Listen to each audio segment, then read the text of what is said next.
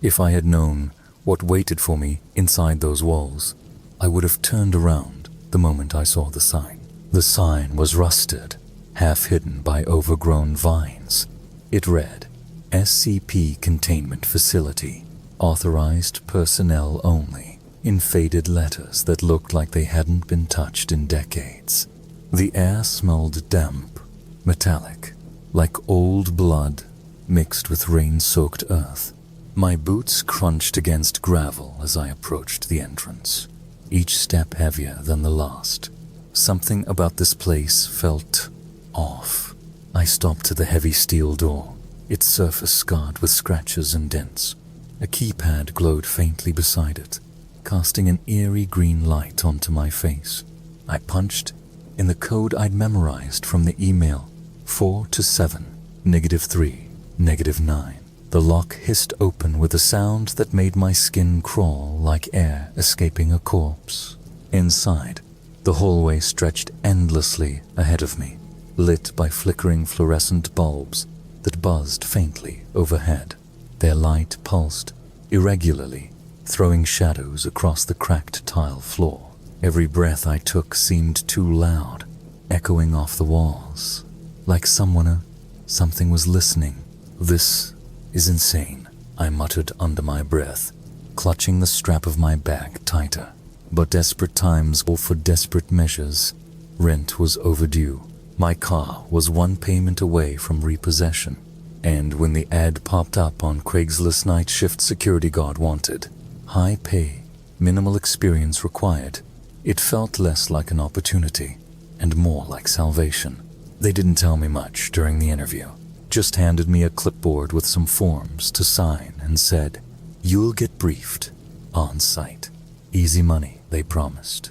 No big deal. But now, standing here alone, I couldn't shake the feeling that I'd walked into a nightmare instead of a job. A sudden noise snapped me out of my thoughts, a low creak, like metal groaning under pressure. It came from somewhere deeper in the building, far enough away that I almost convinced myself it wasn't real. Almost. I glanced down at the packet of papers clutched in my hand. They were instructions, though instructions might be too generous a word. More like warnings, rules, written in blocky, all-caps text that screamed urgency even without punctuation. Rule number 1, do not enter any room marked with a red X. Rule number 2, if you hear whispering, put on your headphones and play loud music immediately. Rule number 3, never turn off your body camera under any circumstances. My stomach churned as I skimmed through them. What kind of place needed rules like these? Who writes this stuff? And why did no one mention any of this before I showed up? Relax, I whispered to myself, trying to steady my nerve. It's probably just standard protocol for liability reasons.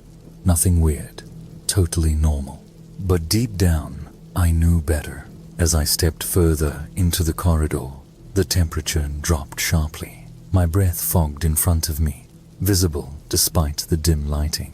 The buzzing of the fluorescents grew louder, almost deafening, until it drowned out everything else. Then, just as suddenly as it started, the noise cut off. Silence.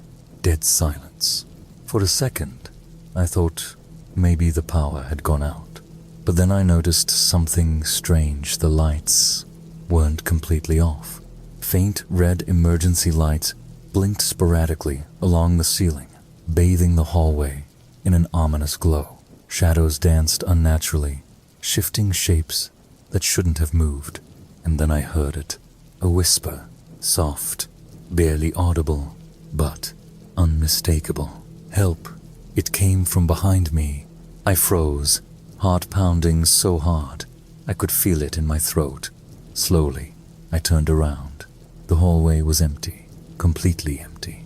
But the voice, it sounded so close, like it was right next to me. "Who's there?" I called out, my voice trembling. No answer, just the hum of the red lights and the weight of whatever was watching me. That's when I realized I hadn't been told nearly enough about this job.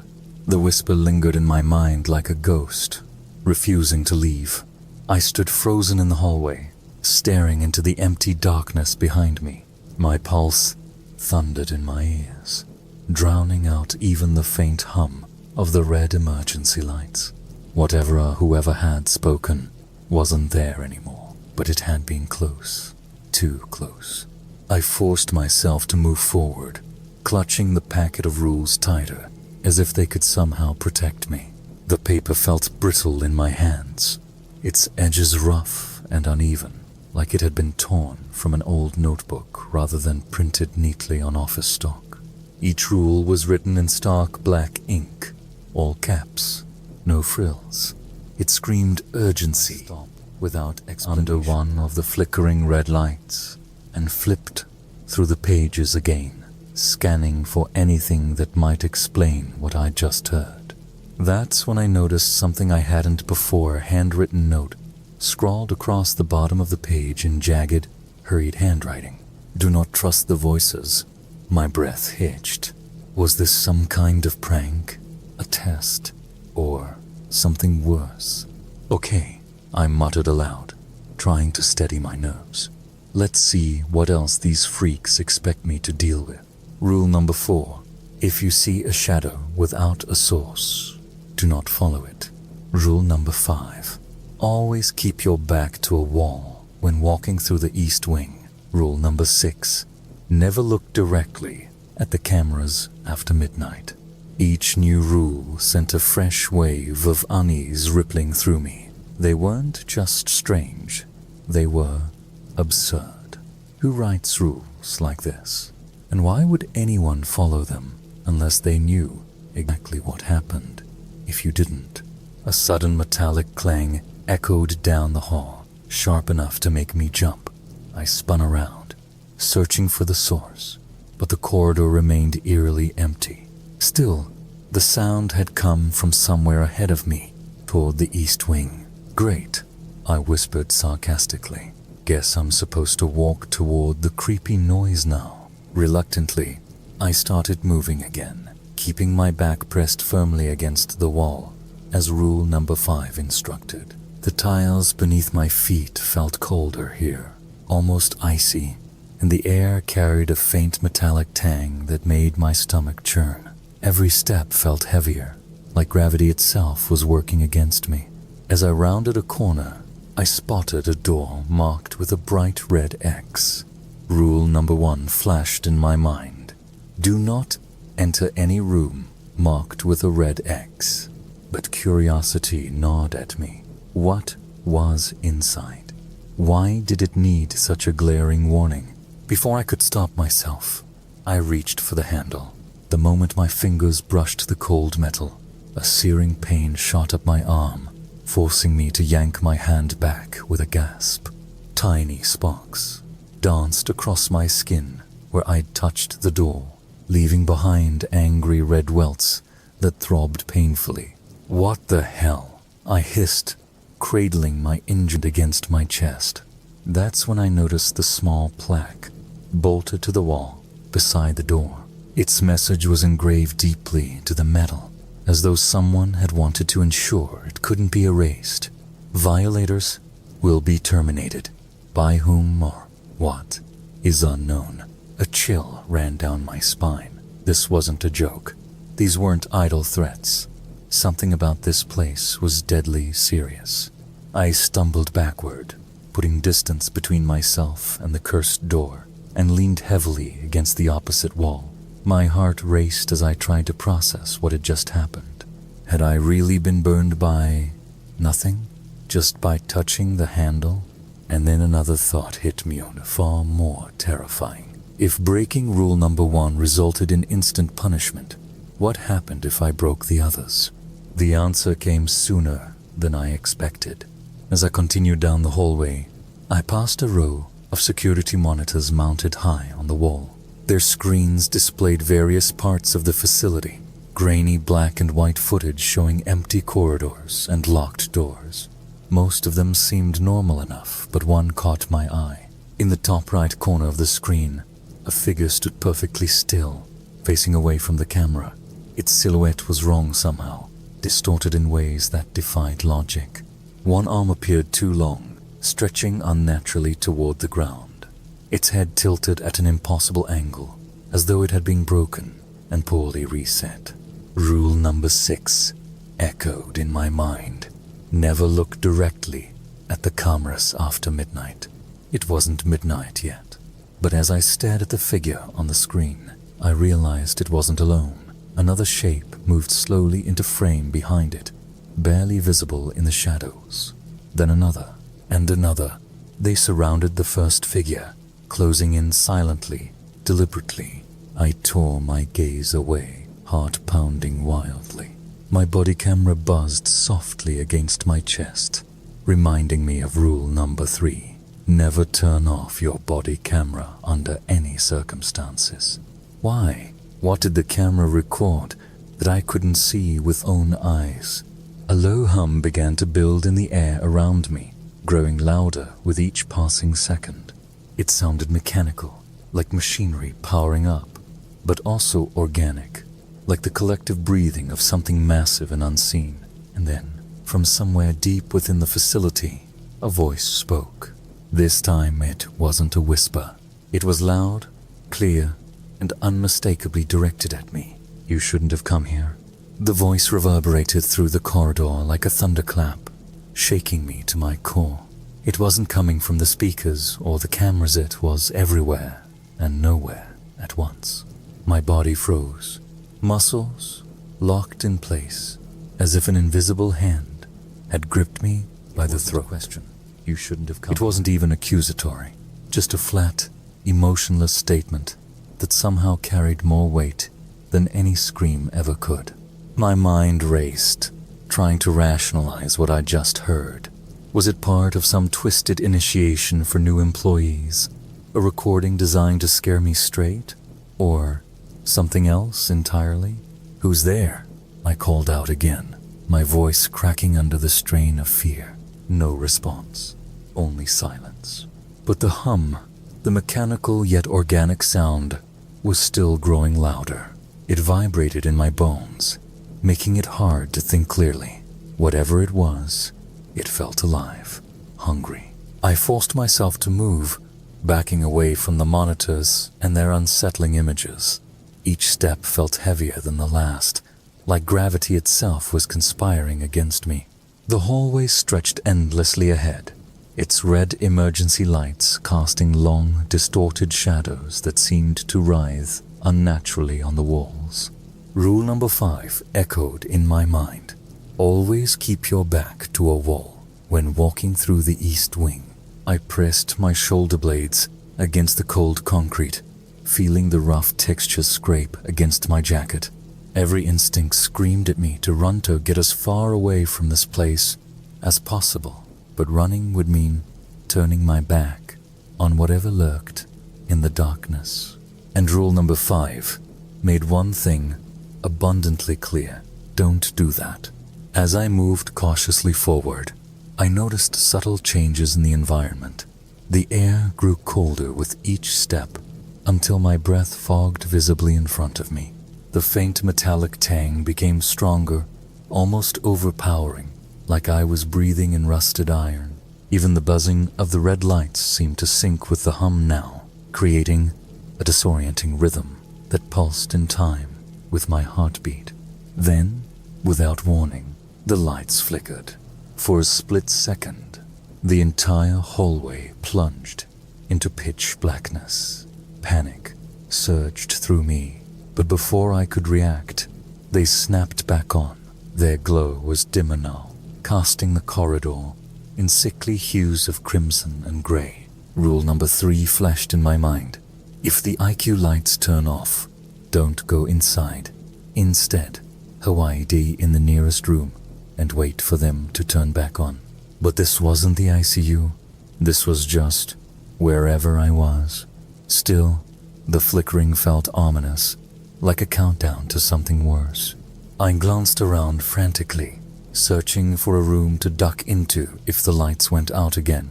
Most doors would, their handles locked tight, but one plain wooden door near the end of the hall stood slightly ajar. I hesitated. Rule number 1, loomed over me like a curse. Do not enter any room marked with a red X. This door didn't have a red X. Did that mean it was safe, or was it a trap? Before I could decide, another anomaly caught my attention. On the wall beside me, a shadow shifted. At first, I thought it was mine, just a trick of the light, but when I turned my head to look, I realized it wasn't attached to anything.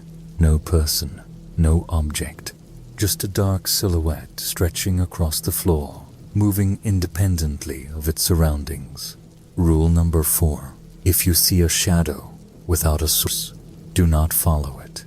Easier said than done. The shadow slithered along the ground, twisting and contorting like smoke caught in a breeze.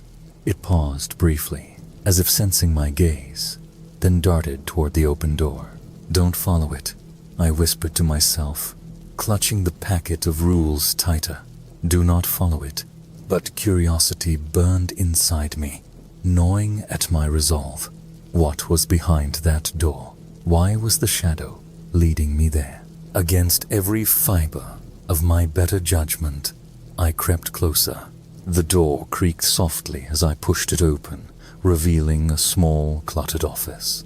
Papers were scattered across a desk, some crumpled, others stained with what looked like dried blood. A single fluorescent bulb buzzed faintly overhead, casting harsh white light onto the scene, and then I saw it. A security logbook lay open on the desk, its pages filled with frantic scribbles and crossed-out entries. One line stood out among the chaos. They can hear you think. My stomach dropped. What did that mean? What could hear thoughts? I flipped through the pages, desperate for answers. Some entries were barely legible, written in shaky handwriting that suggested the author had been terrified. Others were eerily calm, almost clinical. Day 3. Subject breached containment. Casualties unknown. Avoid West Wing at all costs. Day 7. Cameras malfunctioning. Shadows appearing where none should exist. Recommend full lockdown. Day 12. Voice reported in Sector C. Do not engage. Repeat, do not engage. Each entry added another layer of dread. Whoever had written this hadn't survived long enough to finish the story. A sudden noise startled me, a soft tapping, like fingernails rapping against glass. I spun around, heart hammering wildly, but the room was empty. The sound came again, louder this time, echoing from somewhere outside the hallway, peering left and right. The tapping stopped abruptly, replaced by the same low hum I'd heard earlier.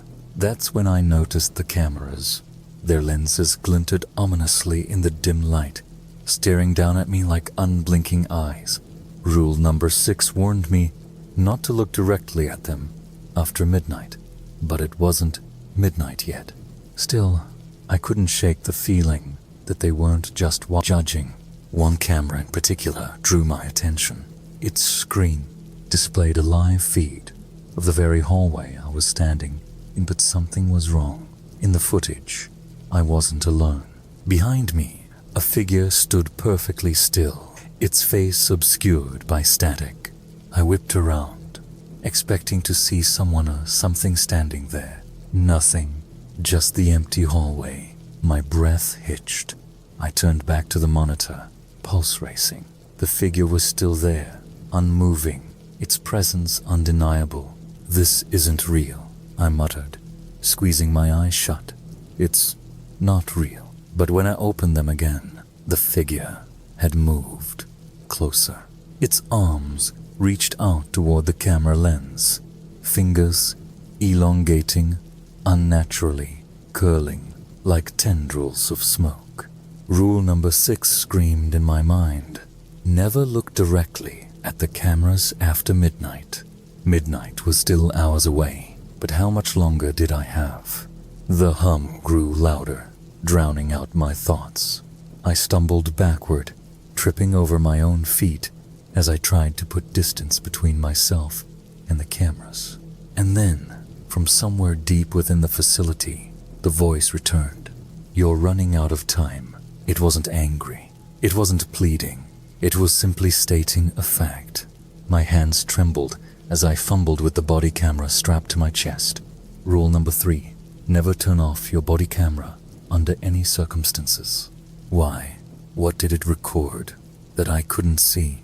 A sudden burst of static erupted from the device, startling me. The tiny screen flickered erratically, displaying fragmented images that made no sense. Distorted faces, shifting shadows, rooms I didn't recognize. And then, for a brief moment, it showed me something unmistakable. Me, standing exactly where I was now. But I wasn't alone. Behind me, the figure from the camera feed loomed large, its featureless face inches from mine. I screamed, tearing the camera off and throwing it to the ground. The static cut off instantly. Silence fell over the hallway, heavy and suffocating. I told myself it was just my imagination, that I was letting paranoia get the best of me. But the feeling of being watched wouldn't go away. The silence after I threw the body camera to the ground was deafening. My chest heaved as I tried to catch my breath, but every inhale felt like dragging shards of glass into my lungs. The hallway stretched endlessly before me, its red emergency lights casting long, jagged shadows that seemed to pulse with a life of their own. And then it hit me the realization that I'd just broken rule number 3. Never turn off your body camera under any circumstances. I stared at the shattered remains of the device, its tiny screen cracked and dark. Whatever it had been recording, whatever it had been protecting me from it, was gone now. A low hum began to build in the air again, softer this time but no less menacing. It wasn't coming from the cameras or the lights. It was closer, much closer. "Stupid," I whispered, shaking my head. "You're so stupid." But regret wouldn't fix this. All I could do now was keep moving. I turned back toward the office where I'd found the security logbook, hoping to barricade myself inside until morning, at least until I could figure out what the hell was going on. But when I reached the doorway, something stopped me cold. The door was closed. It hadn't been closed before. I was sure of it. My fingers trembled as I reached for the handle, half expecting another searing shock to jolt through me. But nothing happened. The metal was ice cold beneath my palm, and the door swung open easily, revealing the same cluttered room I'd left behind. Except it wasn't the same. The papers on the desk were gone. The fluorescent bulb overhead flickered erratically, casting strobe-like flashes across the walls. And in the center of the desk sat a single objecta crumpled note, folded neatly into quarters. I hesitated, heart pounding wildly. Every instinct screamed at me not to touch it, but curiosity or maybe desperation won out. I unfolded the note with trembling hands. Its message was short, written in the same jagged handwriting I'd seen earlier. "You broke the rules. Now they know where you are." Before I could process what it meant, a sound echoed through the hallway outside. Soft, deliberate tapping, like footsteps. Slowly, deliberately, I backed away from the desk, keeping my eyes fixed on the doorway. The tapping grew louder, closer. Each step resonated through the corridor, echoing off the walls, like a countdown to something inevitable. I muttered under my breath, repeating the words from the note. What does that even mean? The answer came sooner than I expected. The footsteps stopped. Dead silence fell over the hallway. Even the hum, the omnipresent, oppressive hum, seemed to fade into nothingness. I held my breath, straining to hear anything beyond the blood rushing in my ears. And then the doorknob turned. "Oh God," I whispered, backing further into the room. My spine hit the wall, and I slid down until I was crouched on the floor. clutching the packet of rules like some kind of talisman. The door creaked open slowly, revealing nothing but darkness on the other side. No figure, no shadow, just empty space. But I knew better. Something was there, watching, waiting. Rule number 2 flashed in my mind. If you hear whispering, put on your headphones and play loud music immediately. Too late for that, because now, instead of whispers, I heard my name. Your name, it called, softly, almost tenderly. It came from everywhere and nowhere at once, wrapping around me like a suffocating blanket. Leave me alone, I shouted, pressing my hands over my ears. But the voice only grew louder, more insistent. You shouldn't have come here, it said again, each word dripping with malice this time. Tears streamed down my face as I scrambled to my feet, searching for an escape route. The window behind the desk caught my eye, a small, grimy pane, barely big enough to crawl through. But it was my only option. I lunged for it, grabbing a chair and smashing it against the glass. The sound was deafening, shattering the oppressive quiet that had settled over the room. Shards rained down onto the floor, glittering like diamonds in the dim light. Without hesitation, I hoisted myself up and squeezed through the opening, ignoring the sharp edges slicing into my skin. The cool night air hit me like a slap, grounding me momentarily. For a second, I thought I might actually make it out alive. But then I saw them, figures, dozens of them, standing motionless in the courtyard below, their faces obscured by static, their heads tilted in unison, turning toward me as if sensing my presence. No, I whispered, frozen, in place. One of them stepped forward, its movements jerky and unnatural, its arms stretched impossibly long, reaching for me. I stumbled backward, losing my grip on the windowsill and falling hard onto the grass below. Pain shot through my ankle, but I forced myself to stand, limping as fast as I could toward the gate.